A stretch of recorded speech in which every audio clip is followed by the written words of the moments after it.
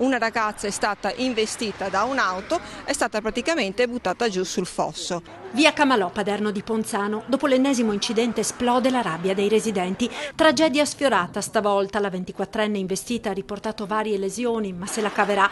Non è stato purtroppo così per le altre 4 persone che nel corso degli anni qui hanno perso la vita. L'ultima vittima, Ryan Cerquetti, aveva 18 anni appena, travolto da un'auto mentre in sella alla bici stava andando a portare una rosa alla fidanzatina. Le sue scarpe sono ancora qui, sul ciglio, quasi a fare da monito a chi si avventura sulla strada della morte. Ryan è morto miseramente, ci rappresenta un po' tutti per i rischi che corriamo quotidianamente. All'indomani della tragedia uno striscione chiedeva la pista ciclabile invocata da anni dai residenti. Nulla si è visto e per le 350 famiglie che vivono in quest'area è un incubo quotidiano per i ragazzi che devono andare a scuola come per gli anziani che vanno in paese. I camion ci sfiorano letteralmente. Terribile, ogni mattina cammino sul ciglio della strada e rischio sempre di essere investita. La pista ciclabile, quella è essenziale perché perlomeno se no si rischia la pelle tutti i giorni. Non ci si può permettere di andare in bici in questa strada. Chi prende l'autobus deve attraversare la strada e qui, oltre al danno, c'è pure la beffa perché le strisce pedonali non ci sono più,